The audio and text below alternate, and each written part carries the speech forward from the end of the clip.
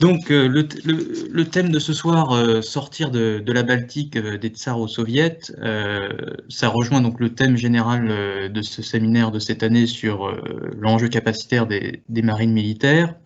Le titre est peut-être trompeur, puisqu'on ne va pas se limiter à étudier de savoir si on peut sortir de la mer Baltique ou pas. Le but avec la Russie, c'est un pays tellement grand qu'il s'agit de sortir tant de la mer Baltique que de la mer Noire ou de la mer ou dans le Pacifique, évidemment. Donc on va aborder toutes les zones d'intérêt géographique pour la Russie à travers cette longue période qu'est 1905 et 1962. Pourquoi cette période ? D'abord parce que c'est une période assez intéressante dans l'histoire russe, puisque c'est une période de basculement. On commence à l'ère impériale, puis ensuite il y a la bascule avec la révolution, les révolutions de 1917 et la dernière, la révolution bolchevique, qui aboutit donc à la création de l'URSS, et derrière ça, tout un enjeu idéologique, parce que l'idéologie a une grande place, paradoxalement, ici en Russie, dans la conception et le développement d'une marine militaire, qui nous emmène ensuite à la période des années 30, à la période de la Seconde Guerre mondiale, de ce que ça implique opérationnellement pour la marine russe, tout comme la Première Guerre mondiale un peu avant, et ensuite, après la Seconde Guerre mondiale, la guerre froide, et à nouveau, qu'est-ce que ça implique dans le développement, la reconstruction d'une marine russe, enfin d'une marine soviétique, qui sort évidemment éreintée du second conflit mondial. Donc c'est vraiment une période fondamentale dans l'histoire russe, et qui permet de distinguer, à travers de tous ces événements, plusieurs phases qui parfois se ressemblent ou se différencient, on le verra, plusieurs phases qui dénotent une certaine hésitation, on va dire, du pouvoir russe dans la manière de concevoir un peu son outil naval, une hésitation entre le grand large, comme disait Churchill, ou au contraire une dimension beaucoup plus côtière, de défense des approches uniquement, sans ambition océanique aucune. Donc c'est cette hésitation permanente qui parcourt la période de 1905 à 1962 et qui, on le verra dans la conclusion, tend parfois à revenir un petit peu dans les dernières réflexions en Russie récemment sur le renouveau de la flotte russe. Donc ça nous amène à traiter le sujet en trois grandes parties, on va dire. Une première partie concentrée sur la période 1905-1917, c'est la phase de reconstruction d'une marine après la guerre contre le Japon, un effort très important au niveau industriel, financier, que la Première Guerre mondiale et surtout la révolution de 1917 va mettre à bas. Puis une deuxième phase entre 1917 et 1941, où le pouvoir bolchevique et l'URSS, disons, a une forte hésitation entre un modèle d'une marine côtière, puis plus tard d'une marine océanique. Et enfin, on terminera sur la dernière partie qui est de 1941 à 1962 sur la Seconde Guerre mondiale et ses suites et la guerre froide évidemment, où là encore il y a de nouvelles réflexions. Quels sont les effets de la Seconde Guerre mondiale sur la vision que doit avoir le pouvoir politique russe de sa marine, et ensuite quelle vision le pouvoir politique russe a de sa marine pour le nouvel enjeu que constitue la guerre froide à partir de 1945, et on ira à peu près jusque ce que disait M. Lecoq tout à l'heure quand on discutait entre nous, jusqu'à la période jusqu'en 62 et la crise de Cuba, qui va être un des moments clés dans l'évolution de la marine russe au XXe siècle, et qui va être vraiment le dernier bouleversement qui a eu des conséquences jusqu'à aujourd'hui. On le verra pourquoi dans la conclusion. Donc tout d'abord, commençons par la première partie, donc 1905-1917. Donc c'est l'essor d'une nouvelle marine brisée par la Révolution. Pourquoi ? Parce que donc essor d'une nouvelle marine, parce qu'il faut reconstruire la marine après la guerre contre le Japon. Il faut la reconstruire en affrontant les défis technologiques qui sont posés par la révolution navale, posée par le nouveau cuirassé britannique Dreadnought, dont je crois que vous avez déjà eu l'occasion de parler lors de vos séminaires précédents, notamment le cours du professeur Lecoq sur la marine américaine. Et ensuite, brisé par la Révolution. Pourquoi ? Parce que la guerre et la survenance de la Révolution de 1917 mettent un coup d'arrêt à l'effort de reconstruction entamé à partir de 1905. Donc d'abord, reconstruire la marine après Tsushima. La guerre contre le Japon, vous le savez, est un véritable désastre pour la Russie. Outre la mort de brillants officiers comme l'amiral Makarov, qui meurt à la tête de la flotte du Pacifique lorsque son navire saute sur une mine, la guerre entraîne aussi la capture de plusieurs officiers, comme l'amiral Rojesvenski, qui commandait la flotte de la Baltique à la bataille de Tsushima. Elle se traduit sur le plan matériel par un désastre complet. La flotte du Pacifique et la flotte de la Baltique n'existent plus.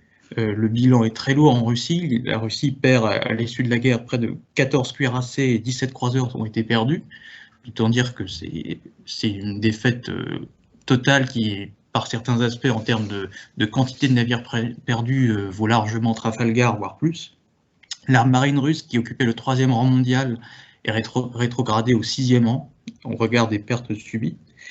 Et la plupart des unités restantes qui se trouvent en mer Noire sont devenues totalement obsolètes au regard des enjeux du conflit.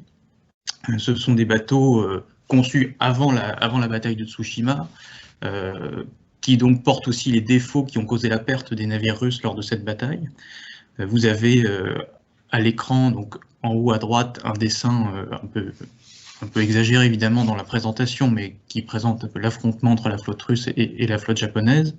En bas à droite, toujours une image du cuirassé assez connu Potemkin, qui donc a fait l'objet de la fameuse révolte des marins de 1905, qui a été ensuite portée au cinéma par Eisenstein dans les années 30. Et sur la en photo, enfin deux photos, c'est la photo du tsar Nicolas II, vous l'aurez peut-être reconnu, et à gauche, à l'extrême gauche, la photo de l'amiral Biryov, sur laquelle je vais revenir dans quelques instants. La reconstruction qui est mise en place après la défaite contre le Japon n'est pas qu'une reconstruction matérielle. Il faut bien avoir à l'esprit que, certes, les navires ont montré leur faiblesse, mais ce sont aussi les hommes et l'organisation de la marine russe qui a montré ses faiblesses. Toute l'organisation du commandement, par exemple, doit être revue. Il y avait une totale absence de recherche, de renseignements sur l'état des forces côté japonais, une certaine désorganisation au sein de l'état-major russe, qui n'ont évidemment pas aidé les forces russes dans leur combat contre les forces japonaises. Ça a joué un rôle, je dirais pas décisif, mais en tout cas considérable dans la défaite contre le Japon. Donc, l'une des premières étapes de la reconstruction, c'est d'une certaine manière une reconstruction déjà administrative, une refonte de l'organisation interne de la marine russe. Ainsi, dès juin 1905, le grand-duc Alexei Alexandrovitch, qui était l'oncle du tsar et commandant en chef de la flotte à ce titre, donc presque à titre, j'aurais tendance à dire honorifique, et finalement démis de ses fonctions, remplacé. On décide de créer un vrai ministère de la Marine, avec à sa tête le vice-amiral Alexei Biryov, donc que vous avez en photo. Au sein de ce ministère sont créées des directions de construction navale en charge du suivi des programmes, un comité technique sur les études des futurs navires, et créer également un véritable état-major de la marine moderne sur le modèle de ce que font les pays occidentaux, avec des directions opérationnelles, des comités en charge de définir les stratégies opérationnelles, etc. Donc il y a évidemment une véritable refonte qui est complète, qui est de l'administration, de l'ordre de l'outil de commandement de la marine qui est mis sur pied. Et puis aussi, très important, la guerre contre le Japon, ça se termine par la première révolution russe de 1905, qui aboutit à la création du premier parlement russe, la Douma, et qui n'épargne pas la marine, puisque, comme je le disais tout à l'heure, l'un des événements les plus célèbres de la révolution de 1905, c'est évidemment la révolte du cuirassé Potemkin. Donc il y a aussi tout un effort qui doit être fait pour rétablir la discipline au sein de la marine russe. Donc on voit, il y a tout un aspect très, j'emploie ce terme de manière un peu simpliste, administrative, mais en tout cas, il n'y a pas que les questions de construction de bateaux qui se posent, il y a vraiment aussi la question des hommes qui doit être prise en compte pour rebâtir cette marine russe après la lourde défaite qu'elle a subie. Le deuxième aspect de la reconstruction, c'est donc évidemment une reconstruction matérielle, une reconstruction des capacités. C'est là où on rejoint un peu le thème du séminaire, quelle capacité pour la marine russe, quels moyens. Au début, et même pendant tout le 19e siècle, et je pense que pour le coup la Russie n'était pas le seul pays dans ce cas-là, on commandait des bateaux régulièrement pour renforcer les flottes ça et là, mais il n'y avait pas forcément de réelle, à mon sens, de réelle cohérence dans ces commandes. Si on prend le cas de la marine russe, on commandait des cuirassés parfois en petite quantité, 1 ou 2 par-ci, par-là, sans aucune forcément, pour toujours maintenir une forme d'équilibre vis-à-vis de son voisin, mais il n'y a pas forcément de réflexion d'ensemble au niveau de la stratégie de l'armement naval. Et donc là, les enjeux de reconstruction sont tels, puisqu'il faut reconstruire quasiment 2 flottes intégralement, les moyens financiers demandés sont tels que le ministère des Finances russe met un peu le holà sur les ambitions de la marine, en forçant la marine à réfléchir de manière plus cohérente à son budget et à ses moyens de reconstruction, ce qui pousse donc la marine à définir un programme rationnel en définissant d'abord ses missions, puis ensuite en faisant voter une loi de programmation. La mission première qui est dévolue à la flotte de la Baltique, puisque c'est celle-ci qui va être reconstruite en premier, puisque maintenant, avec la défaite contre le Japon, la marine du Pacifique représente un enjeu bien moins important, puisque les principales bases et conquêtes russes sont tombées dans les mains des Japonais. Donc, la mission principale qui est assignée à la flotte de la Baltique, c'est avant tout la protection du golfe de Finlande, la préservation des intérêts russes dans les eaux européennes, et être en mesure de résister face aux ambitions navales allemandes. On est en 1905-1906, la course à l'armement naval côté allemand est déjà lancée. Avec les pertes qu'a subies la Russie, il n'est plus question de rivaliser, voire même de dominer la marine allemande. La marine allemande est et va devenir la première marine d'Europe, la deuxième marine du monde. Donc là, on est plus dans une définition de moyens qui vise à assurer la défense des intérêts russes en Europe, mais de ne pas chercher forcément à contester la domination allemande, parce que c'est devenu hors de portée des moyens russes.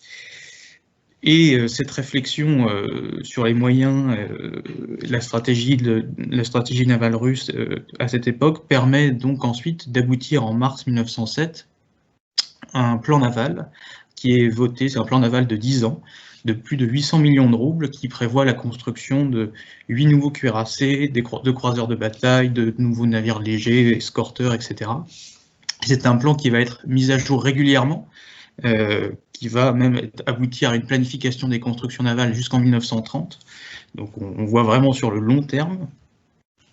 Et ce plan naval va être activement soutenu par tous les officiers russes qui vont se succéder à la tête du ministère, notamment, vous verrez sa photo après, l'amiral Grigorovitch, qui est un homme très important dans l'histoire de la marine russe, qui a vraiment fait son maximum pour soutenir cet effort de reconstruction. Son nom est d'ailleurs resté important dans la légende de la marine russe, puisque il est d'ailleurs aujourd'hui, une des frégates de la marine russe porte son nom. Donc c'est vraiment un homme assez important dans l'histoire navale russe. Et donc tous les efforts sont concentrés, vous le noterez, sur la marine de la flotte de la Baltique. Pourquoi? Parce que c'est celle qu'il faut reconstruire, c'est là où il y a la pression de l'Allemagne, et à l'époque, la flotte de la mer Noire existe toujours, elle n'a pas perdu d'unité, et surtout, l'ennemi en mer Noire, c'est la Turquie, et la Turquie ne pose pas de menace sérieuse à l'époque sur la Russie, qui a une domination totale en mer Noire, d'où le fait que la mer Noire passe au second plan des priorités à ce moment-là. Les choses vont évidemment changer par la suite. Elles vont changer principalement suite à la révolution technologique du Dreadnought, qui est donc le deuxième point qu'il faut souhaiter aborder dans cette seconde partie. Donc en termes de photos, vous avez au centre une photo de l'amiral Grigorovitch que je citais tout à l'heure. À droite, une photo colorisée du croiseur cuirassé Rurik, suivi d'un autre navire russe prise donc sans doute dans des manœuvres en mer Baltique. En bas à droite, une photo du cuirassé Dreadnought russe, le premier Dreadnought russe, Gangut, je crois. Et à gauche, le précurseur, le bateau qui a déclenché un peu toutes les révolutions navales et toute la course à l'armement naval des années 1910, le cuirassé anglais Dreadnought. Donc, 1906, c'est l'apparition du Dreadnought, donc ce navire que vous voyez en bas à gauche. C'est un bateau qui bouleverse complètement la construction navale de l'époque.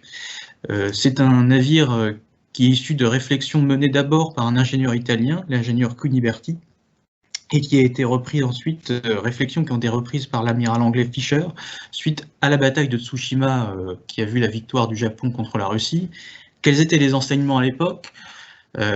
Avant 1906 et le Dreadnought, tous les navires, les gros navires de ligne, les gros cuirassés, étaient armés généralement de 4 gros canons, 2 à l'avant, 2 à l'arrière, et de plusieurs multitudes de petits canons de moindre calibre disposés sur les flancs du navire.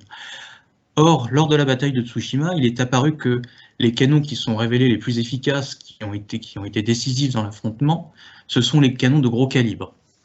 Et donc, l'amiral Fisher, se rendant compte que les canons intermédiaires n'ont finalement pas beaucoup d'importance, se dit que, quitte à faire, autant faire un navire qui n'a que des gros canons, et c'est donc l'objet la principale raison d'être du Dreadnought britannique, c'est un navire qui ne porte désormais plus que des gros canons de gros calibre, l'armement intermédiaire ayant quasiment disparu. Ajouter à ça un système de propulsion plus moderne, etc.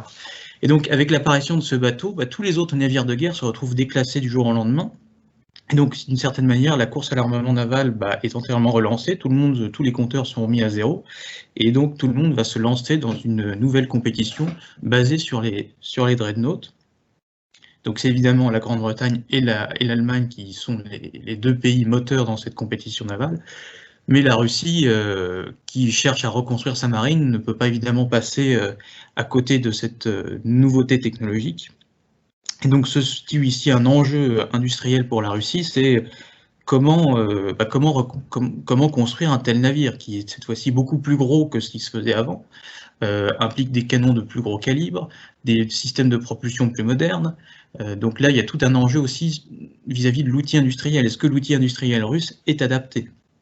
Et donc, les chantiers navals basés à Saint-Pétersbourg, qu'on appelle les chantiers de l'Amirauté et les chantiers de la Baltique, qui sont des chantiers qui existent toujours. Si vous allez à Saint-Pétersbourg, vous pouvez les voir souvent, qui sont dans l'estuaire de la Neva, près de la mer Baltique, donc, et du golfe de Finlande, doivent être profondément modifiés, subissent d'importants travaux d'aménagement pour pouvoir accueillir la construction de navires de près de 23 000 tonnes, beaucoup plus gros que précédemment, et surtout, ces chantiers ont-ils, au-delà de la capacité des infrastructures, ont-ils toute l'ingénierie pour concevoir de tels navires ? Ce n'est pas garanti non plus. Et donc il y a un véritable appel à l'aide étrangère qui est lancé auprès des grands chantiers étrangers pour fournir à la Russie des propositions de soutien, de soutien d'ingénierie, de propositions de design de bateaux pour satisfaire les besoins russes. Les chantiers allemands, anglais, italiens ou américains font plusieurs propositions. Au début, c'était les chantiers allemands qui ont la faveur des autorités russes, enfin de la marine russe, sauf que dans le contexte diplomatique, c'est difficile d'expliquer à son allié français qu'on va aller se fournir chez son ennemi allemand. Donc, certes, le design allemand est retenu, mais c'est finalement les chantiers anglais qui vont intervenir massivement pour appuyer les efforts des équipes des chantiers russes pour concevoir le nouveau navire amiral de la flotte russe. Et cette aide étrangère aboutit donc au design du cuirassé type Dreadnought Gangut, que vous voyez donc en bas à droite de la planche, qui est donc 4 exemplaires sont commandés en 1909 pour reconstruire la flotte de la Baltique. C'est ces 4 premiers navires qui vont former le nouveau noyau de la flotte russe et le renouveau de la flotte russe à partir de 1909. Ces navires seront tous mis en service en 1914, donc la construction aura pris un peu de temps. Ce sont des navires qui sont relativement intéressants puisqu'ils sont parmi les premiers des navires du monde à mettre en service, à utiliser des tourelles dites triples, donc à 3 canons, disposées en ligne. Comme vous le voyez sur la photo, les superstructures sont assez réduites au strict minimum, ce qui permet aux navires aux tourelles, d'offrir un champ de battage très important pour pouvoir tirer sur les 2 bords. Ce sont des navires qui, compte tenu des circonstances de l'environnement dans lequel ils évoluent, ont une proue renforcée pour briser la glace, évidemment. La protection n'est pas aussi épaisse que ce qu'elle peut l'être sur les homologues britanniques ou allemands, mais par contre, ils affichent une vitesse relativement élevée par rapport à leurs homologues étrangers, puisque dans mon souvenir, je crois qu'ils atteignent une vitesse de 24-25 nœuds, ce qui est beaucoup pour l'époque. Donc ces 4 premiers bateaux vont vraiment marquer le renouveau de la flotte russe. À partir de 1911, les choses changent en mer Noire. Je vous le disais tout à l'heure, la Russie n'accordait pas une importance fondamentale à la mer Noire parce qu'elle était en position de force. Et à partir de 1911, l'Empire ottoman, on va dire, se réveille et passe commande à son tour de premiers navires de type dreadnought, voire même super dreadnought, au chantier naval britannique. Et donc là, il y a un risque de remise en cause de la domination russe, ce qui fait que immédiatement, la Russie rééquipe aussi la flotte de la mer Noire avec des dreadnoughts, 3 nouveaux dreadnoughts aussi à partir de 1911, dérivés du modèle construit pour la flotte de la Baltique. Et l'apogée des ambitions navales russes est à son sommet à partir de 1913, date à laquelle, année au cours de laquelle, la Russie commande 4 croiseurs de bataille, qui est à l'époque considéré comme le summum de la construction navale, le bateau un des bateaux les plus puissants, les plus rapides, etc. Donc c'est vraiment avoir un croiseur de bataille dans sa flotte en 1914, c'est généralement réservé entre guillemets à l'élite des marines mondiales, et d'ailleurs peu de marines en ont. On a la Grande-Bretagne et l'Allemagne évidemment, le Japon dans une moindre mesure, mais autour de ces pays-là, peu de pays en ont, donc c'est généralement une marque d'excellence que d'avoir ce type de navire. Donc c'est un peu l'apogée de ses ambitions lorsque la Russie commande ces 4 unités, qui sont des navires très gros, de plus de 30 000 tonnes, armés de canons de 356 mm, donc on vise vraiment un navire très puissant par rapport à la moyenne. Et à côté de ça, donc il y a un effort de reconstruction avec les chantiers russes, mais ce qu'il convient de noter aussi, c'est que pour pouvoir soutenir cet effort, la Russie n'hésite pas, en plus de faire appel à l'aide étrangère dans ses chantiers nationaux, à passer commande de navires de guerre à l'étranger. Donc, d'une certaine façon, l'histoire des Mistral russes que nous avons connue il y a quelques années n'est que la suite d'une longue série qui a commencé bien avant, puisque déjà à la fin du 19e siècle, la Russie avait passé commande de plusieurs cuirassés en France. Encore en 1905, elle continue de passer commande au chantier naval britannique, au chantier français, de navires supplémentaires pour pouvoir soutenir son effort de reconstruction. Le croiseur cuirassé Rurik que vous voyez en photo en haut à droite, photo colorisée, est un navire construit en Grande-Bretagne, qui est un navire extrêmement réussi, extrêmement puissant, qui servira de navire amiral russe pendant toute la guerre. Il y a aussi d'autres bateaux qui sont commandés en France en 1906. Donc il y a vraiment une volonté côté russe de se reconstituer ses forces le plus vite possible, y compris en s'appuyant sur ses alliés français et britanniques. De nombreux équipements sont également commandés auprès de fournisseurs étrangers, ce qui ne sera pas sans conséquence lorsque la guerre va éclater, puisque, par exemple, une partie de l'appareil des systèmes de propulsion des croiseurs de bataille de la classe Ismail sont acquis auprès de fournisseurs allemands. Donc évidemment, à partir de 1914, il y a comme une forme d'embargo qui s'impose sur la Russie, enfin entre la Russie et l'Allemagne, et donc les chantiers russes voient privés des pièces essentielles à l'achèvement des navires dont ils ont lancé la construction. Là encore, on peut s'amuser à faire un parallèle avec ce qui est arrivé en 2014 entre la Russie et l'Ukraine, où une partie des systèmes de propulsion destinés aux nouvelles frégates russes étaient conçus par des sociétés ukrainiennes, et forcément, avec ce qui s'est passé entre la Crimée et le Donbass, toutes ces sociétés ont rompu leur contrat avec la Russie, et sur un programme de 6 frégates, seules 3 ont pu être achevées, les 3 autres, faute de système de propulsion disponible en Russie, soit la construction a été annulée, soit reportée aux calendes grecques, et donc ça a eu un impact direct sur les capacités industrielles et sur la reconstruction et la modernisation de la flotte russe de la mer Noire en 2014. Donc le même phénomène avait déjà eu lieu avec la Première Guerre mondiale. Donc à la veille de la Première Guerre mondiale, en 1914, on voit la flotte russe est en pleine reconstruction. Elle a un état-major désormais mieux organisé, des officiers pour la plupart assez compétents, une discipline qui a pu être rétablie suite aux troubles de 1905, mais au niveau matériel, elle est loin d'avoir rejoint les sommets. Il y a une volonté politique qui est là, c'est indéniable, mais les chantiers débordent de commandes, beaucoup de navires sont encore loin d'être achevés. Il y a quand même quelques tensions sociales, grèves qu'on ne peut pas nier, qui affectent la capacité de fabrication, qui affectent les capacités des chantiers et le rythme de réalisation des chantiers. Et il y a aussi quelques difficultés techniques parce que les ambitions sont importantes. On peut citer par exemple les canons de 356 mm prévus pour les croiseurs de bataille de la classe Ismaël prennent énormément de temps à être mis au point, ce qui n'est pas sans conséquence sur le calendrier de réalisation du programme. Vient la question de la Première Guerre mondiale. Donc 1914, donc la marine est en pleine reconstruction, on l'a vu. Elle n'est clairement pas en état de se lancer dans des opérations d'offensive. D'ailleurs, ce n'est pas ce qui a été prévu par les réflexions, les plans de réflexion des amiraux russes avant la guerre. Le but, c'est de défendre le golfe de Finlande, défendre Saint-Pétersbourg, Petrograd, se défendre contre l'influence allemande, mais ne pas chercher à contester forcément la puissance navale allemande, en tout cas en mer Baltique. En mer Noire, on va le voir, c'est une autre histoire. Ce qui fait qu'en mer Baltique, la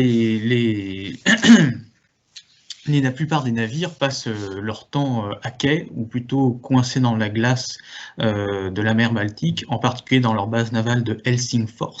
Helsingfors n'est que l'ancien nom de Helsinki, puisqu'à l'époque la Finlande est un territoire russe, et la flotte de la Baltique russe est basée donc au sud de la Finlande. Et donc la plupart des grosses unités passent leur temps ici à quai, à l'ancre, au milieu des glaces, et du fait de cette volonté de se tenir à distance des grands affrontements navals, les cuirassés ne bougent pas, et la guerre en Baltique se résume surtout à une guérilla navale d'unités légères, torpilleurs, contre-torpilleurs, petits croiseurs, etc., champ de guerre des mines, mais aucun affrontement entre navires de ligne n'a lieu pendant les premières années du conflit. En mer Noire, la situation est un peu plus différente, déjà parce que la Russie est plutôt en position de force, et elle a comme objectif numéro 1, c'est de chasser de la mer Noire, et donc de chasser la menace qui pèse sur les convois de troupes qui approvisionnent les forces russes sur le front ottoman, de chasser la menace que représente le croiseur de bataille allemand Yavuz, ex-allemand, qui est le navire que vous voyez en bas à gauche de l'écran avec le drapeau turc et l'ancien pavillon de la marine allemande, qui est un navire qui était basé en Méditerranée en 1914 et diverses dans des circonstances, on va dire, un peu rocambolesques, a fini par rejoindre le camp turc dès 1914 et fait basculer la Turquie dans le camp de la Triplice. Et c'est avec ce navire qui devient d'un seul coup le navire le plus moderne de la Turquie, que les Allemands et les Turcs vont un peu semer la zizanie en mer Noire et en Méditerranée et défier un peu les Russes dans leur zone d'intérêt que constitue la mer Noire. Et donc il va y avoir pendant toute la guerre un jeu de chasse et du chat à la souris entre les forces russes et les forces ottomanes pour pouvoir sécuriser la mer Noire. Et ça va donner lieu pour le coup à plusieurs affrontements généralement assez brefs entre la flotte russe et ce navire germano-turc, si on peut le qualifier ainsi. Mais c'est le seul cas de figure où là il va vraiment y avoir des opérations assez intenses. À côté de ça, vraiment la mer Baltique, c'est de la guérilla navale, alors que la mer Noire est vraiment un peu plus active. À côté de ça, des opérations elles-mêmes, la Première Guerre mondiale marque clairement un coup d'arrêt aux ambitions de reconstruction entamées en 1905. Pourquoi? Parce que, évidemment, la priorité industrielle passe au bénéfice de l'armée. La priorité est donnée donc à l'armée, et le reste de l'outil industriel qui est destiné à la marine se concentre principalement sur les unités légères, les sous-marins, les unités qui apparaissent comme les plus utiles, donc tout ce qui est guerre des mines, torpilleurs, etc. Et tout ce qui est grosses unités, comme les fameux croiseurs de bataille ou cuirassés encore en construction en 1914, sont peu à peu délaissés, les travaux sont ralentis, voire pour certains suspendus. Et donc tout l'effort qui a été engagé en 1905 se trouve d'une certaine manière arrêté brutalement par les circonstances. Le pouvoir politique doit faire des choix, et cette situation n'est pas propre à la Russie. Pour le coup, si on regarde un peu là en France, c'est la même chose. En France, en 1914, vous avez dans ce qui concerne la marine, pas mal de grandes unités en construction. Je pense notamment au fameux cuirassé de la classe Normandie. Aucun ne verra le jour parce que la priorité, c'est l'armée de terre. On achève, et en ce qui concerne la marine, on achève soit les unités qui sont vraiment quasiment terminées, qui ne mobiliseront pas trop de ressources pour les achever, ou on se concentre sur des unités beaucoup plus importantes, utiles pour les besoins opérationnels nouveaux qui se font jour, comme la guerre sous-marine ou la lutte anti-mine. Donc la guerre marque vraiment un coup d'arrêt aux ambitions navales russes, qui sont quasiment des ambitions océaniques en 1905, et la révolution, on va le voir, va encore plus achever, donner le coup de grâce à ces ambitions russes, puisque en plus des difficultés matérielles et opérationnelles, vient se rajouter, si j'ose dire, une dimension idéologique aux tourments qui vont s'abattre sur la marine russe et ses officiers. C'est l'objet donc du deuxième grand thème qu'on va voir ensemble. Quelle marine pour la Révolution? Donc, c'est le premier sujet. Février 1917, première révolution, abdication de Nicolas II. À ce moment-là, la Russie décide encore de poursuivre la guerre. Donc, la marine russe est amenée à poursuivre des opérations dans un contexte assez différent, puisque ce n'est plus une monarchie, on est passé, l'autocratie est tombée. Donc là, il y a d'abord une première vague de démocratisation, si j'ose dire, qui se ressent déjà dans les noms des navires russes, puisque le cuirassé, par exemple, Nicolas Ier est rebaptisé cuirassé démocratie, donc ça donne un petit peu un indice des bouleversements qui sont en cours, ce qui est propre généralement dans la plupart des pays. Vous prenez le cas de l'Espagne des années 20-30, lorsque la monarchie tombe, la plupart des bateaux voient leur nom modifié de la même manière. Donc il y a cet aspect-là. Il y a ensuite les difficultés d'approvisionnement que je décrivais tout à l'heure et qui se poursuivent encore un peu plus dans le cas après 1917. Si on prend le programme des croiseurs de bataille de la classe Ismaël, tous les travaux sont suspendus sur tous les navires. Seul un navire qui est le plus avancé, sur celui-ci on continue encore les travaux parce que ça donne du travail aux ouvriers, mais sinon ça va pas très loin. En mer Noire, il y a un peu d'effort pour achever le cuirassé le cuirassé Alexandre III, pardon, qui est même rebaptisé Liberté lui aussi, parce que c'est plus démocratique qu'un nom monarchique, et qui a réussi à être terminé en juin 1917. Donc au niveau matériel, la situation s'est pas forcément améliorée. Au niveau politique, la première vague révolutionnaire se traduit par un mouvement de démocratisation dans les forces armées, qui évidemment crée une désorganisation complète au niveau du corps des officiers, des relations avec les équipages, de la question de la discipline à bord des unités. Ça atteint des proportions assez inouïes par certains aspects, sans compter évidemment l'influence des comités du mouvement bolchevique qui commence à se répandre sur la plupart des navires. Alors il était déjà très présent, mais avec la Révolution, il s'accentue de plus en plus. Ça se traduit par des violences assez importantes qui touchent l'encadrement des équipages. En février 1917, il y a plusieurs manifestations ou émeutes au sein de la flotte de la Baltique qui se traduisent par la mort de l'amiral Népenine. En mer Noire, le mouvement révolutionnaire met un peu plus de temps à venir, je pense pour deux raisons. Déjà parce qu'il y a l'éloignement géographique. Autant la flotte de la Baltique, elle est à Saint-Pétersbourg, c'est l'épicentre de la Révolution.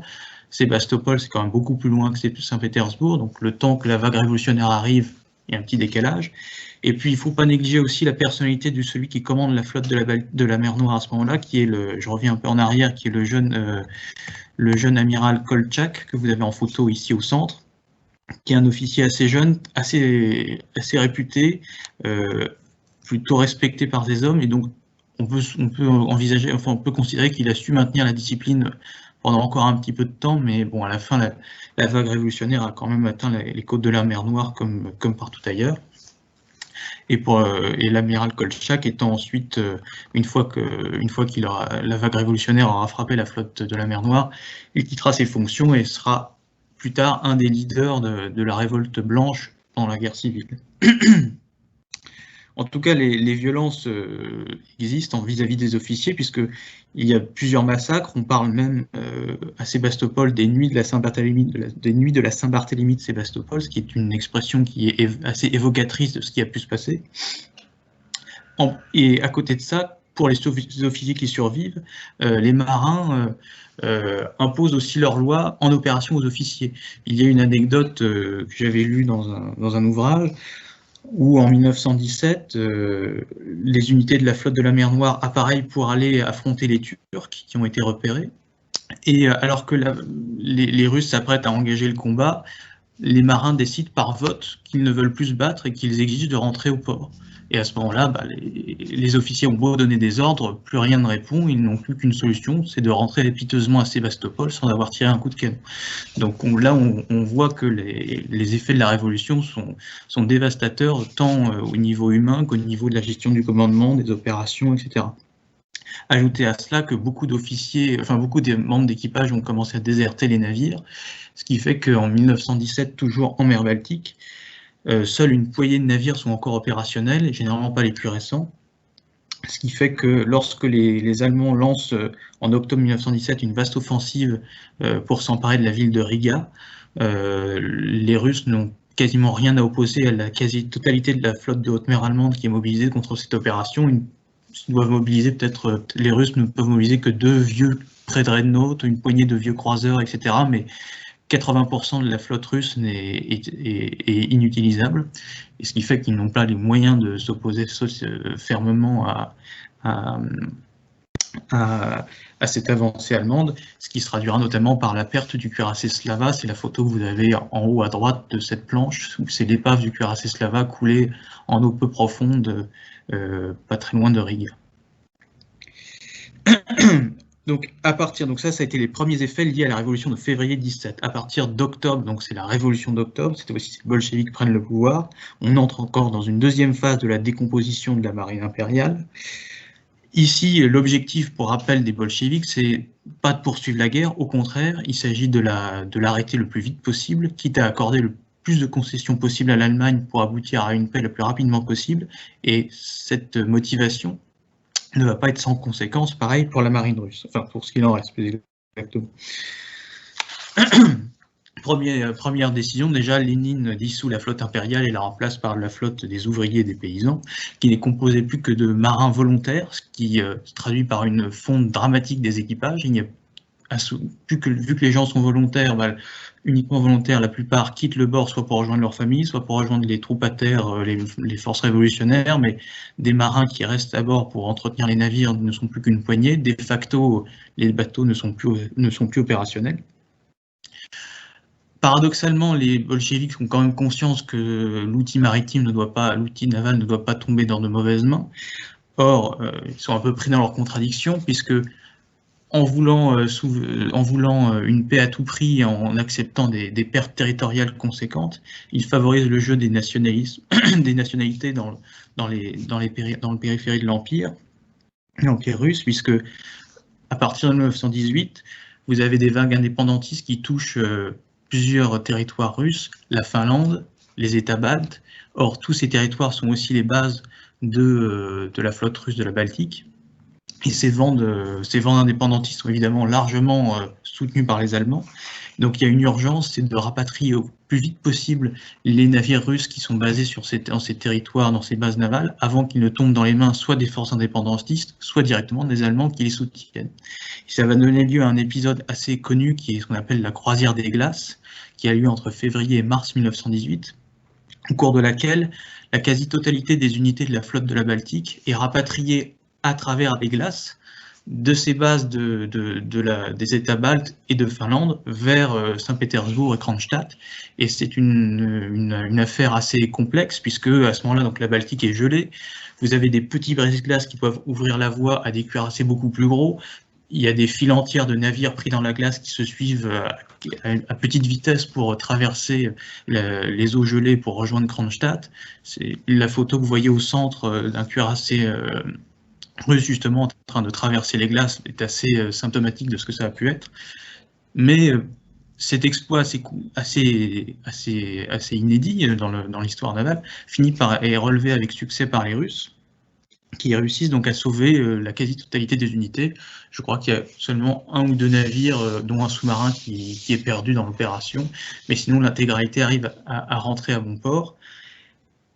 Pour l'anecdote, le capitaine russe qui a été à la tête de cette opération, qui a ainsi sauvé la marine russe, enfin la flotte de la Baltique, le capitaine Chastny, est couvert de gloire suite à cette opération, et comme il est couvert de gloire, ça pourrait donner lieu, avec un tel succès, à l'idée de renverser le pouvoir en place. En tout cas, c'est ce qu'on pense à Moscou. Donc, quand on a trop de succès, on est un danger pour le pouvoir en place.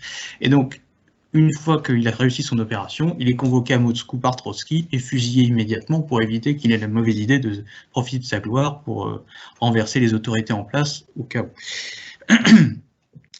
Une fois que cette flotte est arrivée à Kronstadt, qu'est-ce qu'on va en faire?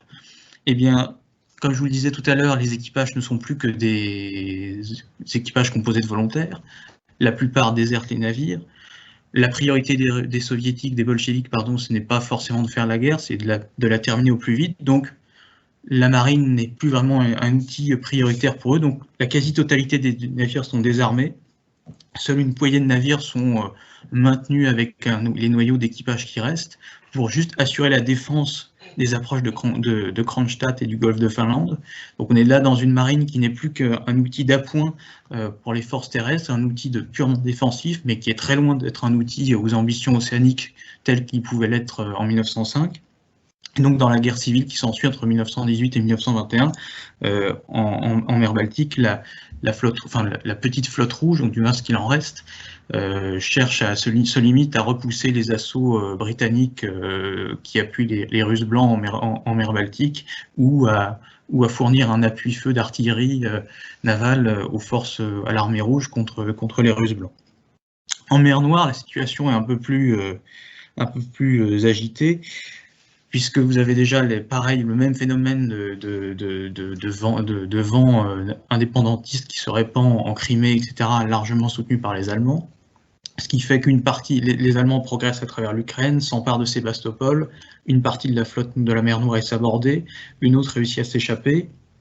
Après la défaite allemande, une partie des navires russes survivants passe sous contrôle des Alliés et des Russes blancs, qui en guerre contre l'armée rouge, contre le pouvoir bolchevique. Et une partie de ces navires, une partie de ces marins, etc., finiront, après la défaite contre les forces bolcheviques, finiront par partir en exil en Tunisie, à Bizerte, d'où la photo de cette petite église russe que vous voyez sur la gauche de l'écran, qui est la cathédrale des Russes de Bizerte, en fait, qui est une petite église construite à Bizerte dans les années 20 ou dans les années 30, par les Russes qui vivaient là-bas. Et donc, si vous allez en Russie, si vous allez en Tunisie à Bizerte un jour, vous pourrez visiter cette église, et elle rassemble tous les souvenirs des milliers de marins russes qui sont venus en exil en Tunisie entre 1921 et jusqu'aux années 30, puisqu'à l'origine, quand ils sont arrivés en Tunisie, sous protection française, ils avaient le secret espoir qu'on allait reprendre la guerre pour les aider à reconquérir la Russie, mais sauf qu'à partir de 1920, la France, l'Angleterre, etc. avaient d'autres choses à faire que de se lancer dans une énième guerre. On sortait de la Première Guerre mondiale, et surtout avec la reconnaissance de l'URSS en 1922, cette poignée de Russes blancs exilés en Tunisie a perdu d'une certaine manière sa légitimité politique, et donc les marins qui étaient là n'avaient plus rien à faire, les navires non plus, donc tout a été ferraillé, et il n'est resté que des familles qui se sont soit établies en Tunisie ou d'autres qui sont repartis ailleurs. Donc ça, c'était la petite anecdote pour ceux qui seraient amenés à aller en Tunisie un jour. Si vous voyez des Russes là-bas, ne soyez pas surpris, c'est normal. À côté de ça, donc, la guerre civile se termine par une dernière note maritime, j'aurais tendance à dire, puisque en 1921, c'est la révolte de Kronstadt, et qui démontre que la marine, à défaut d'être encore une force combattante, reste une force au moins politique. Et au cours de cette révolte, les marins des cuirassés Petropavlovsk et Sébastopol, qui cherchent à contester finalement la politique mise en place par le pouvoir bolchevique, parce qu'ils ne se reconnaissent plus dans cette politique, votent ce qu'on a appelé la résolution du Petropavlovsk, c'est-à-dire une liste de revendications politiques qui est perçue évidemment par le pouvoir bolchevique comme une menace et donc réprimée très férocement au cours de batailles rangées autour de la base navale de Kronstadt qui est gelée. Donc l'armée rouge donne l'assaut de cette base navale à pied en traversant la mer gelée, avec les cuirassés pris dans la glace qui n'hésitent pas à tirer avec les gros canons de leurs tourelles, etc. Donc c'est un affrontement assez violent, mais qui marque la fin de la guerre civile et en même temps la fin définitive des ambitions russes entamées en 1905. Si on fait le bilan de la période 1905-1921, on a une marine qui est désormais totalement anéantie, un effort de reconstruction brisé définitivement. L'idée de refaire de la Russie une marine de premier rang a totalement disparu. Et surtout, le bilan de la Première Guerre mondiale, le bilan de la guerre civile, entre les Russes, les Russes blancs, les Russes rouges, l'armée rouge, montre que dans les conceptions bolcheviques du nouveau pouvoir bolchevique, la marine n'a pas de premier rôle à jouer, elle apparaît plus comme une force d'appoint au service de l'armée, et ça va donc se ressentir immédiatement dans la nouvelle configuration qui va se dessiner par la suite, au cours des années 20, en tout cas dans la première partie de l'entre-deux-guerres. Donc ici, une deuxième partie, ici une marine rouge, une flotte rouge à vocation défensive et côtière. Comme je le disais, en 1905, la marine est dans un état pire en 1921, la marine est dans un état pire qu'elle ne l'était en 1905. Clairement, la Russie n'a pas les moyens de se lancer dans une reconstruction, d'une reprise du programme naval de 1907, on en est très loin. D'une part, elle n'a pas les moyens industriels, et comme je vous le disais juste avant, ça ne fait pas partie des priorités politiques. Donc des décisions assez lourdes sont prises, puisque près de 350 000 tonnes de navires sont envoyés à la ferraille à partir de 1920. 350 000 tonnes, ça fait près de 80%, voire près de 90% de la marine française actuelle qu'on enverrait à la ferraille, ce qui est quand même non négligeable. Ce qui fait qu'en 1905, la flotte soviétique ne se limite plus qu'à 3 vieux cuirassés, 2 vieux croiseurs et une poignée de vieux destroyers ou torpilleurs essentiellement concentrés en mer Baltique. Il n'y a plus rien, ni dans le Pacifique, ou peut-être une poignée de navires d'escorte et encore, ni en mer Noire où une grande partie a été perdue ou sabordée. Donc c'est devenu quantité négligeable. Et comme je vous disais, l'expérience de la guerre civile fait que le pouvoir politique donne priorité à l'armée rouge. Donc la menace qui pèse sur l'URSS, d'un point de vue politique, est avant tout considérée comme une menace terrestre. Il y a eu la guerre avec la Pologne, les menaces des alliés sur terre, etc., mais pas vraiment des menaces maritimes. Résultat, l'éphémère commissariat du peuple à la marine qui avait été créé au moment de la révolution bolchevique est dissous. Et la marine russe passe directement sous le contrôle de l'armée. La marine devient vraiment une force d'appoint au service de l'armée, mais qui n'a plus vraiment d'autonomie dans les réflexions militaires soviétiques. C'est vraiment un outil côtier qui ne cherche pas, le but n'est pas d'aller à la conquête des océans. Et cette vision politique, cette vision stratégique, se ressent dès le départ dans la programmation navale soviétique à partir des années 20. Les premières réflexions sur quelle capacité pour la flotte rouge mettent l'accent avant tout sur les navires légers. Le premier programme naval de 1926 se concentre davantage sur les unités légères, type sous-marin, vedettes rapides qui ont, vous avez un exemple en bas à droite de l'écran, qui sont des vedettes blindées lance-torpilles, qui ont séduit pas mal les soviétiques. Pourquoi? Parce que pendant la guerre civile, les Anglais avaient attaqué avec succès la base navale de Kronstadt avec des vedettes lance-torpilles, où ils avaient endommagé ou coulé quelques navires russes à l'ancre. Les Anglais reprenant ici une tactique largement éprouvée par les Italiens vis-à-vis des Austro-Hongrois quelques années, voire mois auparavant. Donc en tout cas, ça correspond davantage à aux idées navales russes. Ce type d'unité correspond davantage aux idées navales russes. Les grosses unités type cuirassé, celles qui restent en service, sont uniquement modernisées. mais clairement, on n'a pas prévu de construire de nouveaux grands navires. Alors vous avez la photo du milieu à droite représente le cuirassé russe Mara, qui a après été largement modernisé. C'est l'ancien cuirassé Gangut russe que vous avez vu au début. Il a été modernisé avec une nouvelle tour de commandement, une cheminée très particulière. La photo, je crois, est prise lors de la revue navale de Spithead en 1937 pour le couronnement de George VI.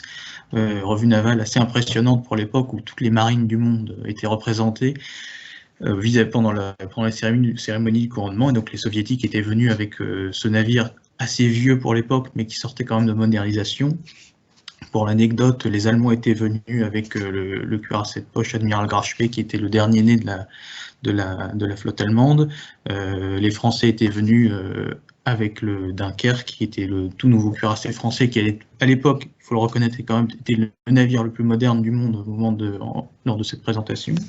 Donc c'était vraiment une cérémonie assez impressionnante pour ceux qui ont pu y assister, et notamment la jeune princesse Elisabeth qu'on connaît, qui est en deuil aujourd'hui, mais qui a pu voir de ses yeux cette revue navale.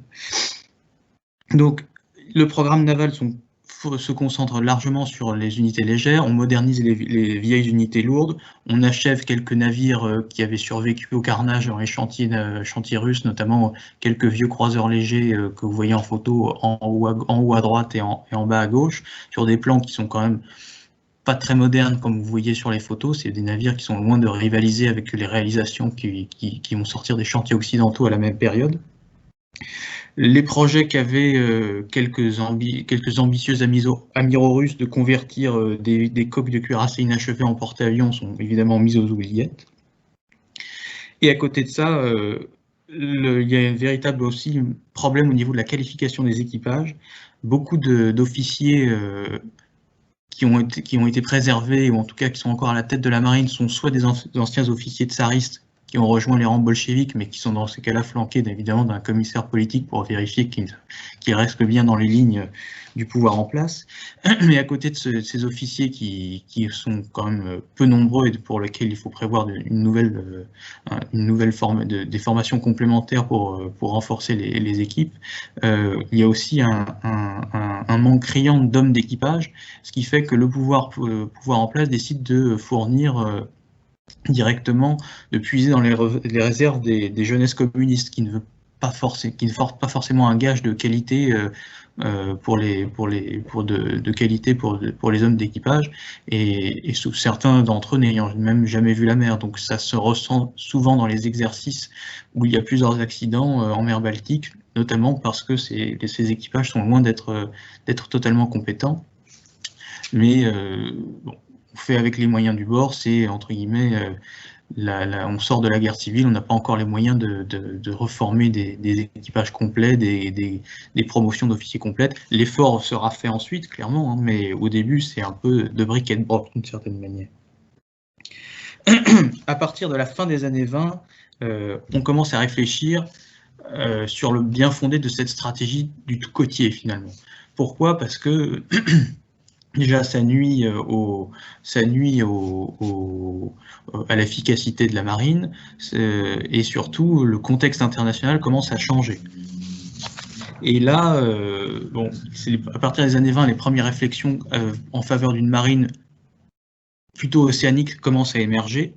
Mais on est encore loin de passer à l'acte, puisque en 1933, par exemple, le programme naval qui est voté prévoit quand même toujours la construction de 260 vedettes lance-torpilles rapides, de 300 sous-marins. Alors c'est évidemment délirant, 300 sous-marins, ils n'ont jamais construit autant, mais c'est toujours orienté sur des unités légères et très loin de s'orienter vers des unités lourdes, alors que pourtant, les tensions politiques mondiales qui commencent à naître, à se dessiner au début des années 30, laissent à penser que les unités légères ne vont pas être suffisantes pour pouvoir répondre à tous les enjeux politiques qui s'annoncent.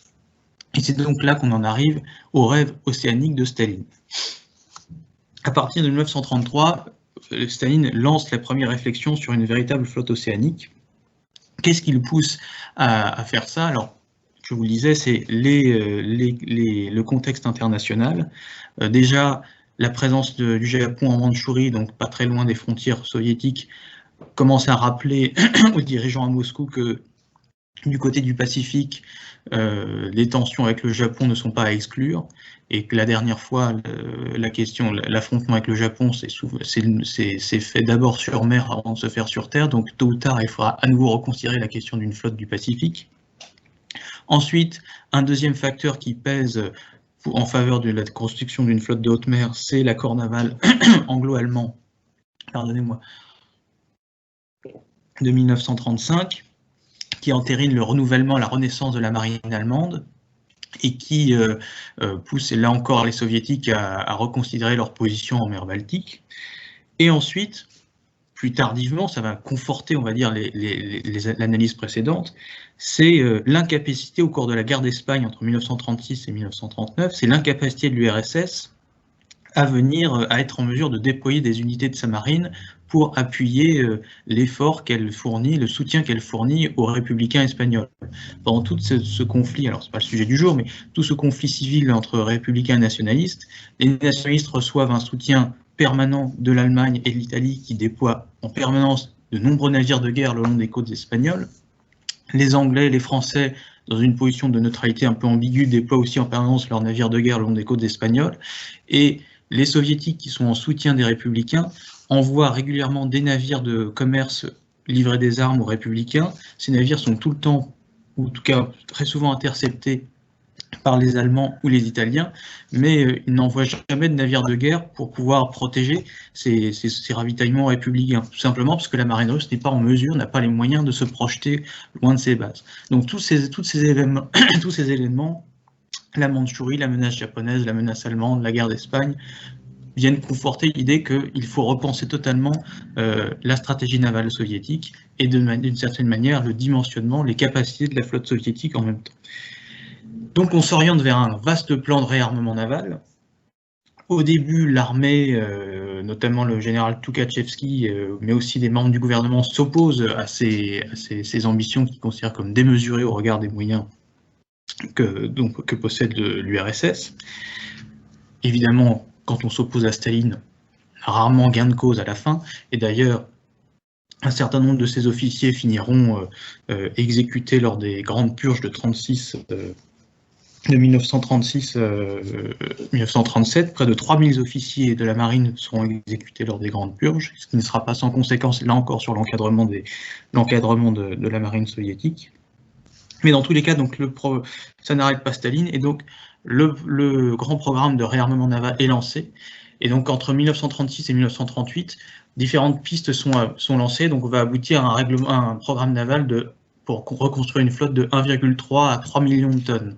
C'est à mettre en perspective avec déjà, quand on fait railler une flotte de 350 000 tonnes, là on va en construire une de 3 millions cette fois, qui prévoit un renforcement prioritaire de la flotte du Pacifique, suivi de la flotte de la Baltique, puis de la mer Noire et de l'Arctique.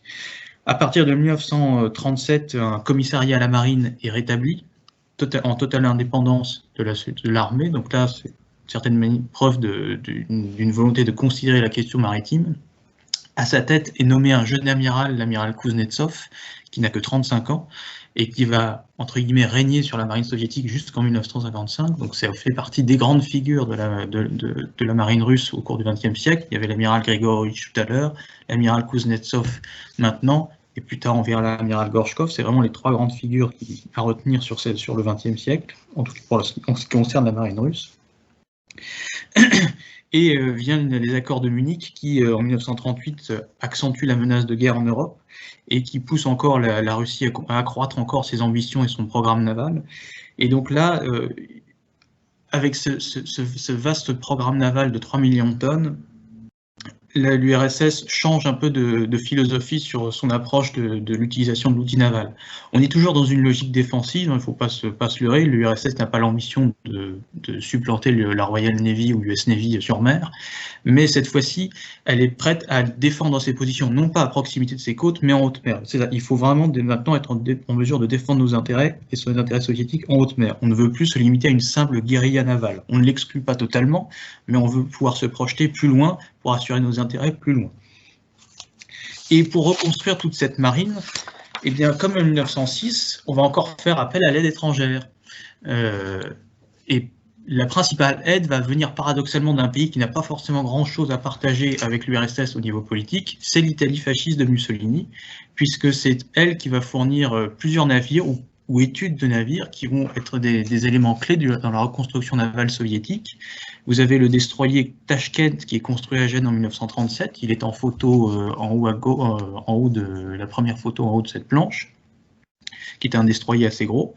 Il y a une assistance assez importante sur le design, la propulsion qui est fournie aux soviétiques pour concevoir une nouvelle série de 6 croiseurs de classe Kirov. C'est la photo que vous voyez en dessous du destroyer, le croiseur à 2 cheminées qui, si vous connaissez un peu les navires de la Seconde Guerre mondiale, ou en tout cas les designs de navires, pour ceux qui connaissent, c'est un navire qui a incontestablement un look totalement italien. Si on le compare avec des navires italiens, vous pourrez croire que c'est un sister ship complet, mais l'influence italienne est là, indiscutablement.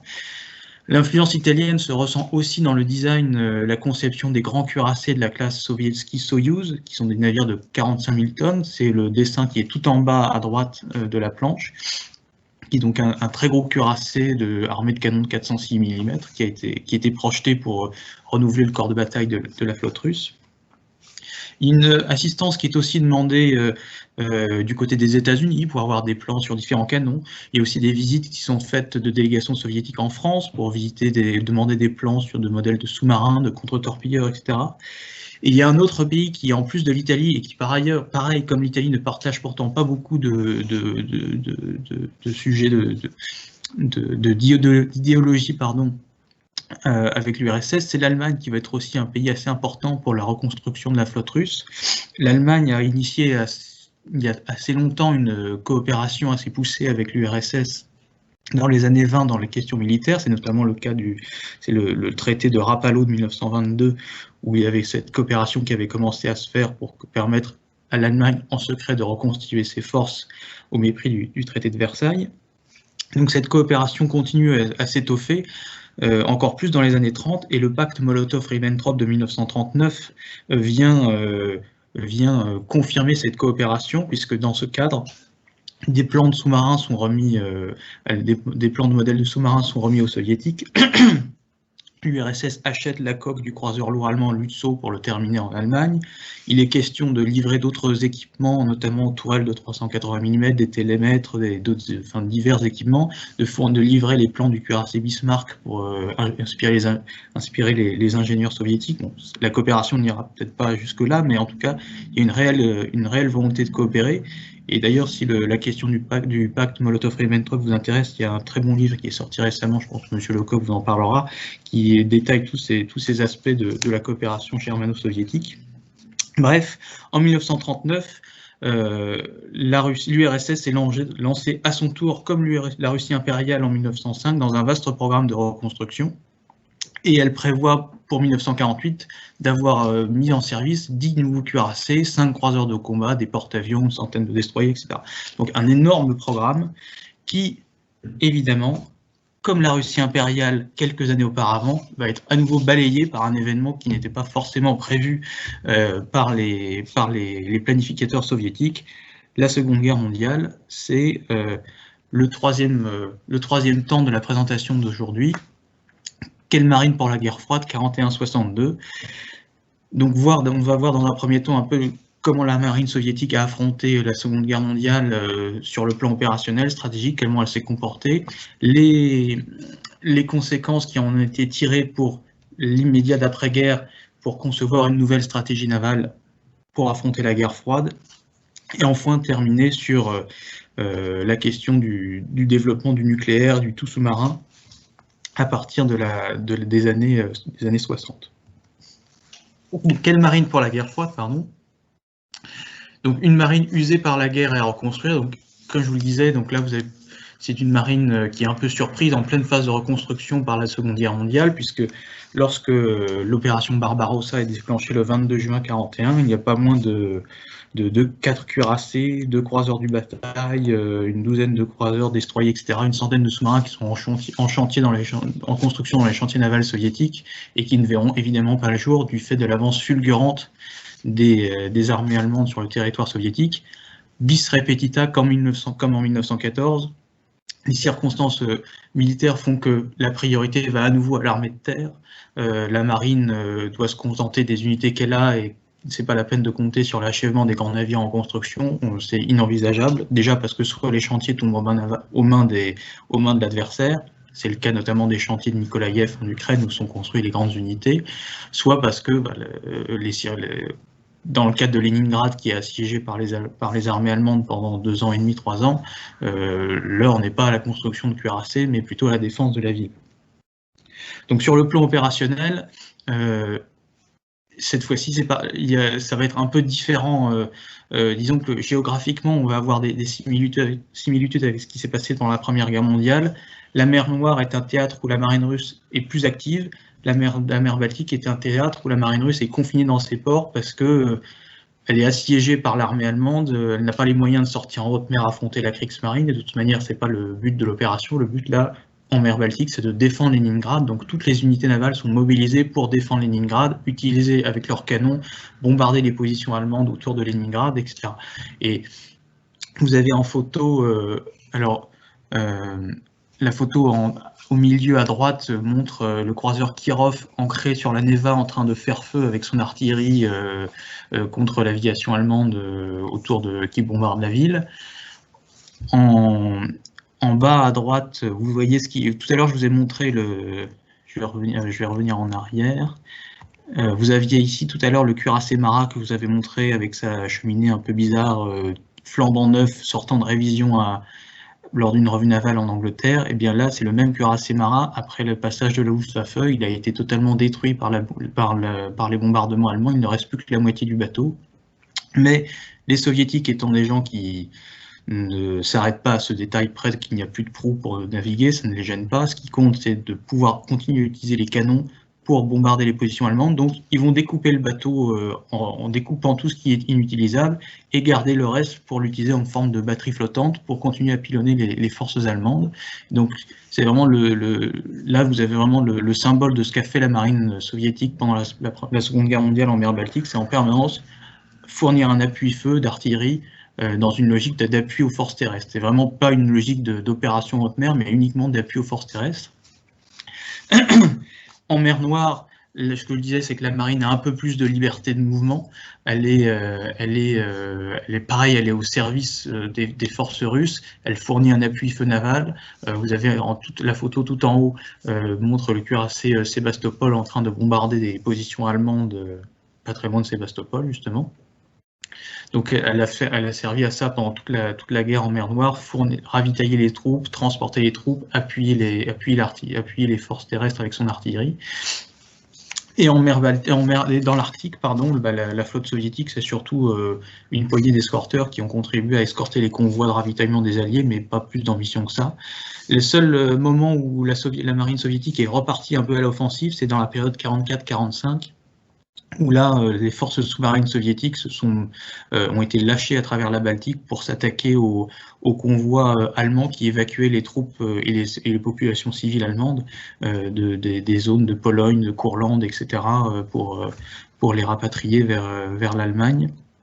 C'est notamment à cette occasion-là s'est produit l'une des plus grandes catastrophes maritimes de l'histoire, puisque c'est un sous-marin soviétique qui, en 1945, je crois, a torpillé un paquebot allemand en plein de réfugiés, le paquebot allemand Wilhelm Gustloff, entraînant la mort entre 8000 et 9000 personnes, ce qui est l'une des plus grands désastres maritimes de toute l'histoire.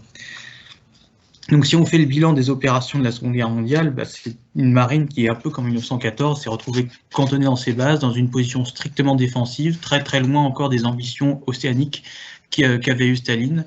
Et donc il y a vraiment un parallèle assez intéressant ici à faire avec 1914. À chaque fois, il y a une volonté stratégique d'aller plus loin, d'aller vers la haute mer, mais qui se trouve brisée par la réalité militaire, la réalité des opérations, l'incapacité finalement à pouvoir accomplir les projets qui ont été, les plans qui ont été prévus par le pouvoir en place.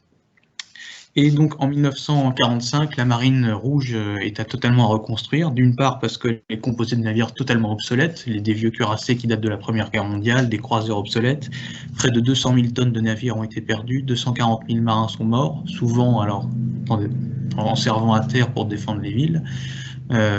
les Alliés ont beau avoir fourni quelques unités de la loi Prevailles pour compenser les pertes ou renforcer la marine soviétique, ça ne suffit pas à tout combler. Les Soviétiques peuvent quand même bénéficier de leur statut de vainqueur, pour récupérer quelques réparations de guerre, c'est-à-dire que lors des traités de paix avec l'Italie, l'Allemagne, etc., l'URSS réussit à récupérer quelques unités survivantes chez les vaincus. Elle se voit ainsi attribuer le cuirassé Nuremberg, qui devient le croiseur Nuremberg, qui devient le croiseur Makarov en mer Baltique. C'est le navire que vous voyez à gauche, tout pavoisé. Elle récupère quelques sous-marins type 21, qui sont les derniers sous-marins allemands construits à la fin de la Deuxième Guerre mondiale, qui sont à ce moment-là les sous-marins les plus modernes du monde et qui vont être un peu les standards de tous les nouveaux sous-marins construits dans le monde après la Deuxième Guerre mondiale. Elle récupère en Italie le cuirassé Giulio Cesare que vous voyez au milieu à droite, et un croiseur léger italien aussi qui servira longtemps en mer Noire. Elle bénéficie aussi elle mène aussi une analyse approfondie de l'épave du porte-avions allemand Graf Zeppelin que vous voyez en photo en bas à gauche, pour pouvoir affiner ses plans possibles pour un futur porte-avions soviétique. Donc, pareil, on rétablit une marine un peu de briquet de broc avec des unités prises ça et là, mais bon, clairement, il y a quand même, c'est pratique comme phase transitoire, mais ça ne dispense pas les autorités soviétiques de réfléchir à un nouveau plan naval beaucoup plus solide pour affronter les nouveaux enjeux qui s'annoncent, à savoir la guerre froide. Et c'est là où on va voir une période intéressante, où il va y avoir véritablement un déserrement dans la stratégie navale soviétique. Pourquoi déserrement? Déjà parce que l'URSS s'engage dans la guerre froide en ayant conscience que sur mer, l'Angleterre et les États-Unis dominent et que ce sont ses potentiels futurs adversaires. L'URSS ne cherche pas là non plus à dominer les océans, à contester la suprématie navale anglo-saxonne. Néanmoins, il y a clairement la volonté de se doter les moyens à nouveau de défendre les intérêts soviétiques en haute mer et donc de reconstituer une flotte de surface, on veut reprendre les programmes navals de Staline qui avaient été définis à la veille de la Seconde Guerre mondiale, on veut les remettre en marche. C'est ainsi que Beria et Kuznetsov lancent un programme de construction de plusieurs cuirassés, une dizaine de grands croiseurs, de 12 porte-avions, etc. Enfin 300 sous-marins, des quantités astronomiques qui n'ont évidemment rien de réaliste au regard des capacités de l'URSS au sortir de la Seconde Guerre mondiale. Mais surtout, au-delà de ça, c'est que l'URSS, enfin en tout cas le pouvoir politique russe, et cette fois-ci, il va à l'encontre de ce que souhaitent les amiraux, en particulier l'amiral Kuznetsov. Le pouvoir politique russe s'acharne à vouloir développer une marine qui ne tient pas compte des enseignements de la guerre. C'est une marine qui est très orientée sur le canon. Or, le canon, les cuirassés sont dépassés à la fin de la Seconde Guerre mondiale. C'est plutôt l'avion, la torpille, le missile qui commencent à faire leur entrée dans les technologies maritimes de pointe. Mais Staline n'en fait qu'à sa tête. Pourquoi? Parce qu'il estime que ces unités, dans les conceptions qu'il se fait de la guerre navale, ont un rôle à jouer pour défendre les intérêts soviétiques en haute mer et également pour attaquer les lignes de communication, notamment les convois de l'OTAN en cas de conflit. C'est pour ça qu'il envisage de construire une série de grands croiseurs de combat, les croiseurs de la classe Stalingrad. C'est notamment le dessin que vous avez en haut de cette planche, qui est un projet de croiseur de raid, un peu sur le modèle de ce que faisaient les Allemands pour la Seconde Guerre mondiale, et qui pourtant n'ont pas très bien réussi. Donc, on continue de construire des navires équipés de canons. C'est ainsi qu'on va construire une série de 21 croiseurs, un peu dérivé du modèle du croiseur de la classe Sverdlov que vous avez en photo au centre à droite. Une série de croiseurs qui sont certes des beaux navires, mais qui sont totalement obsolètes dans les années 50-60. Par ailleurs, alors que certains amiraux comme l'amiral Kuznetsov milient toujours pour le porte-avions, cette piste est toujours écartée parce que le porte-avions, c'est l'arme de l'Occident, c'est l'arme entre guillemets capitaliste. Je suis un peu caricatural quand je dis ça, mais il y a un peu de ça aussi. Il ne faut pas négliger l'idéologie parfois dans les programmations navales soviétiques. Donc on refuse le porte-avions, en arguant sur le plan opérationnel que c'est une unité, c'est un type de bateau qui est totalement inadéquat pour les zones d'opération soviétiques qui se situeront soit en mer Noire, soit en mer Baltique, etc. Dès que l'aviation à terre pourra suppléer le porte-avions. Ce qui est une erreur d'analyse parce que la Méditerranée est aussi une mer fermée. Or, pendant toute la Seconde Guerre mondiale, l'Angleterre s'est toujours appuyée sur ses porte-avions pour affronter la marine italienne avec un certain succès. Les Italiens avaient le même raisonnement que les Soviétiques. Pas besoin de porte-avions, l'Italie est un porte-avions naturel, ça suffira, et pourtant l'Italie a toujours perdu toutes ses batailles navales. Donc là, il y a aussi une erreur d'analyse. Et ensuite, il y a aussi la question au-delà de, je disais tout à l'heure, comment équiper les navires. Ce que je vous disais, c'est que oui, le plan de reconstruction est très orienté sur le canon, alors que Kuznetsov souhaite plutôt s'orienter sur des réflexions pour construire des navires peut-être plus petits, intégrer les nouvelles technologies comme les missiles, les sonars, enfin toute l'électronique de bord, les radars. Or, Staline ne veut pas en entendre parler, donc il y a vraiment un désaccord sur quelle marine construire et surtout comment l'équiper, qui aboutit au fait que l'amiral Kuznetsov est limogé en 1947, que le commissariat à la marine est à nouveau supprimé et repasse sous le contrôle de l'armée. Donc ça, c'est une phase, on va dire, de disgrâce transitoire, puisqu'à partir de 1951, Kuznetsov est rappelé, et il peut à nouveau, le commissariat à la marine est à nouveau rétabli, et là, il peut à nouveau dérouler un peu plus sa pensée et commencer à, après cette perte de temps, cet errement sur le canon et sur des conceptions totalement erronées, commencer à réfléchir à une marine soviétique qui est un peu en phase avec les réalités de la guerre froide, commencer à réfléchir à l'intégration des armes et des missiles V1, V2, ou en tout cas dérivés sur les navires de surface, renforcer la construction des sous-marins modernes dérivés des modèles allemands. Près de 230 sous-marins sont ainsi construits dans les années 50, commencer à réfléchir aux premiers sous-marins lance-missiles. Et à partir de 1953, Staline meurt, et donc ça permet d'écarter définitivement tous les programmes obsolètes de grands croiseurs, style de croiseurs type Stalingrad ou autres, qui sont totalement caducs. On regarde des enseignements de la guerre, de se concentrer sur des programmes plus essentiels pour la marine russe et plus en phase avec la réalité du monde. Et surtout, la fondation de l'Institut nucléaire en 1952 permet aux Russes de commencer à réfléchir à l'étape d'après, c'est-à-dire vers le sous-marin nucléaire, vers le sous-marin lance-missile, et c'est la dernière phase de la présentation de ce jour, donc vers le tout nucléaire, le tout sous-marin et la haute mer. Donc avec la mort de Staline, on abandonne donc les projets de navires totalement obsolètes, type cuirassé, croiseur, etc. On revient à des navires plus réalistes. On s'intéresse à des escorteurs avec une grande autonomie, avec un armement antiaérien moderne, avec des missiles, avec des sous-marins modernes, etc. C'est un peu la philosophie maintenant qui guide la pensée, le développement des capacités navales russes, et le tout qui s'appuie sur une stratégie navale qui prévoit que désormais les sous-marins vont devenir un peu dans cette nouvelle stratégie navale, les sous-marins viennent de fer de lance des forces navales soviétiques, c'est eux qui vont porter le combat en haute mer. Cette fois-ci, il y a une volonté offensive du sous-marin, mais en haute mer, les unités de surface étant plutôt destinées à rester proches des côtes, à défendre les approches de l'Union soviétique, mais ne pas forcément aller combattre en haute mer, ce qui ne va pas être sans conséquences, on le verra un peu plus tard. Donc ça, c'est cette nouvelle stratégie navale soviétique qui se développe dans le contexte de coexistence pacifique voulu par Khrouchtchev. Cette coexistence pacifique se traduit de manière très concrète pour la marine soviétique par la volonté de réduction des armements, et ainsi 300 navires sont ainsi retirés du service. Les économies soi-disant générées doivent permettre de renforcer la qualité des navires restants et d'investir dans les nouvelles technologies, missiles, armes nucléaires, etc.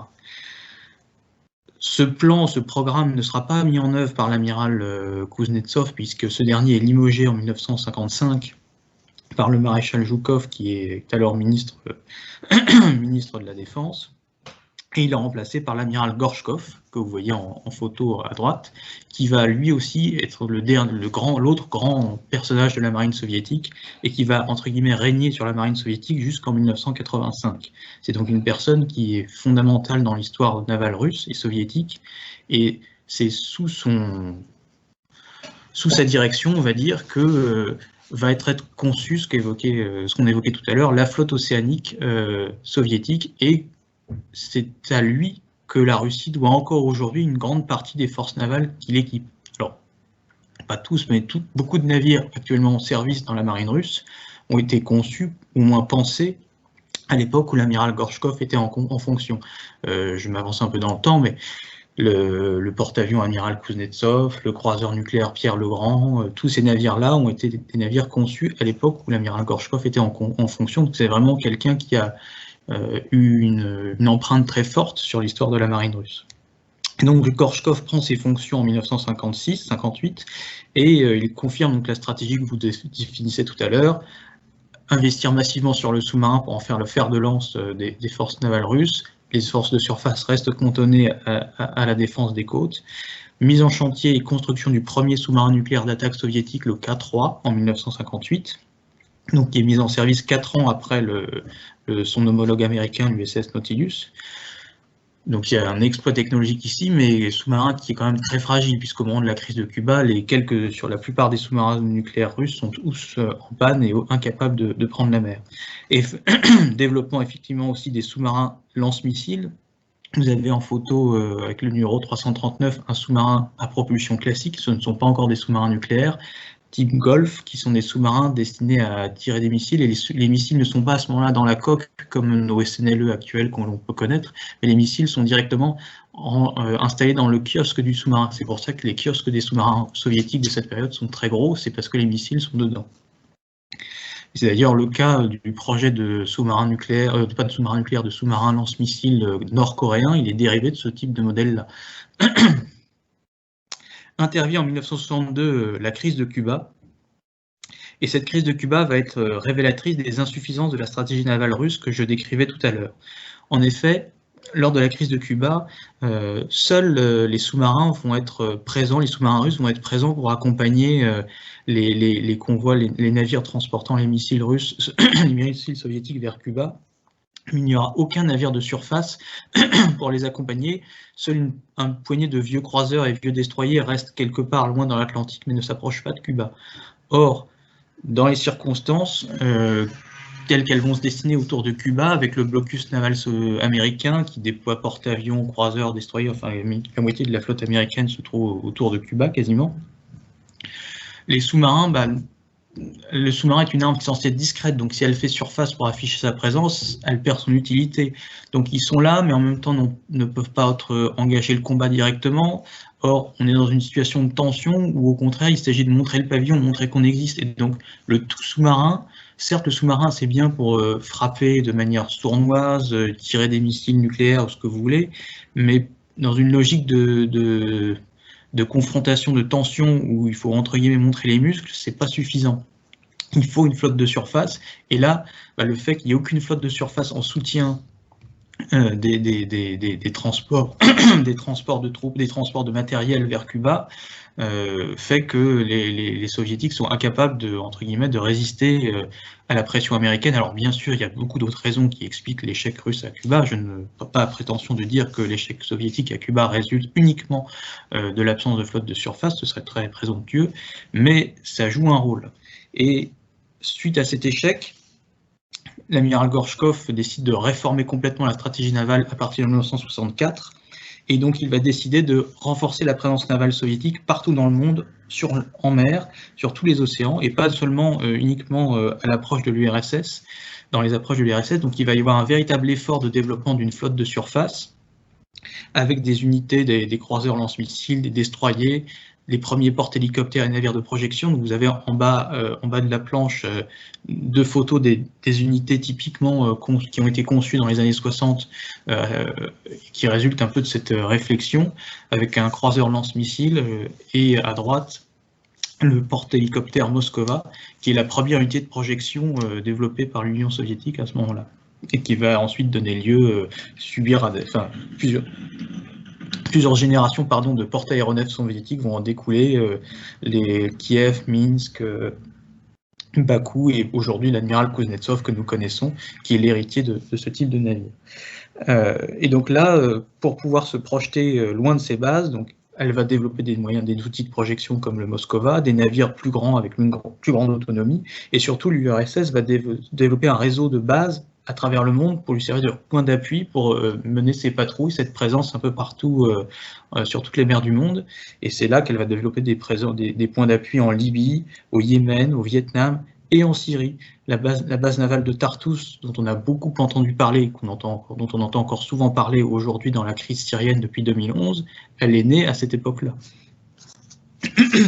Et donc là, l'amiral Gorchkov va réussir le pari de développer enfin cette flotte océanique auquel la Russie rêve depuis 1905. Il va vraiment y arriver. Il va y arriver, parce qu'il y a une volonté politique pour ça, et ensuite, parce qu'il a bénéficié du temps long. C'est finalement le facteur, l'élément qui a manqué à tous ses prédécesseurs, c'est le temps long, l'absence de crise, la période de paix nécessaire pour concevoir une flotte intégrale, dotée des moyens nécessaires pour être présent partout dans le monde et ne pas être interrompu par une invasion étrangère, un changement d'orientation politique, une révolution ou quoi que ce soit. Et donc grâce à lui, l'URSS et la Russie bénéficient de cette flotte qui a fait défaut, ou en tout cas qui a manqué aux prédécesseurs de l'amiral Gorchkov pour prétendre assumer un rôle de grande puissance maritime après lequel la Russie courait depuis 1905. Donc, pour conclure, je dirais que entre 1905 et 1962, on peut voir clairement la Russie hésiter entre une ambition océanique et une ambition côtière, souvent l'ambition océanique étant contrecarrée par un contexte politique instable et un manque de moyens industriels. Ce que je disais juste avant, c'est que là, Gorchkov, à partir des années 60, réussit le pari de doter l'URSS d'une flotte océanique grâce à ce soutien politique, grâce à cette période de paix qui lui permet d'accomplir complètement les programmes navals qu'il a lancés. Et qu'aujourd'hui, la marine russe repose en grande partie, est l'héritière de cette politique navale. Comme je vous le citais tout à l'heure, plusieurs navires actuels de la flotte russe ont été conçus sous la direction à l'époque où l'amiral Gorchkov était en fonction. Encore aujourd'hui, la marine russe connaît un important renouvellement, parce qu'elle ne peut pas non plus reposer uniquement sur les navires conçus dans les années 80, ça commence à dater. Et donc il y a un effort industriel très fort qui est mis en place pour renouveler cette flotte, ce qui montre qu'à la fois le gouvernement russe actuel est conscient de l'importance de l'outil naval pour défendre ses intérêts et ses ambitions mondiales. Néanmoins, on note quand même quelques tensions et une forme de résurgence du paradoxe et de l'hésitation entre l'ambition océanique et la stratégie côtière, même encore aujourd'hui, pour plusieurs raisons. Le pays, la Russie a quand même quelques difficultés économiques, on ne peut pas le nier, les sanctions occidentales ils sont pour quelque chose, et l'industrie navale russe a toujours révélé une certaine, surtout depuis les années 90, une certaine déficience à tenir les objectifs calendaires des programmes qui lui sont confiés. C'est une des raisons d'ailleurs qui avait conduit à la commande des Mistral en Russie, c'était aussi d'essayer de contourner les défaillances, les insuffisances des chantiers navals russes. Et notamment dans le programme des grands navires de surface, les chantiers russes sont toujours en retard tout le temps. Ajoutez à ça les difficultés d'approvisionnement, comme j'évoquais au début de l'exposé avec les systèmes de propulsion en Ukraine ou quoi que ce soit, ça pousse parfois le Kremlin à privilégier la construction de navires plus petits, type patrouilleurs, corvettes, navires rapides, plus petits, beaucoup moins coûteux, qu'on peut construire facilement sans avoir besoin d'une étrangère et sur lequel on peut mettre de la même façon des gros missiles de croisière qui permettent, avec des plateformes plus petites, de créer des zones de déni d'accès autour des approches de la Russie, mer Baltique, mer Noire, etc. Et donc il y a cette hésitation entre à la fois favoriser la construction de ces petites unités plutôt à vocation côtière, mais qui en même temps une logique purement défensive, et en même temps une ambition océanique qui existe, mais pour lesquels les moyens soit un peu, manquent pour pouvoir doter la Russie des navires de haute mer qu'elle souhaite acquérir. Et donc tous ces grands programmes de grands navires sont tendance toujours à être décalés, retardés au profit de ces unités légères, ce qui tend à montrer qu'à nouveau aujourd'hui il y a une forme d'hésitation entre la stratégie côtière et la stratégie océanique. J'en ai terminé, donc je vous remercie pour votre attention.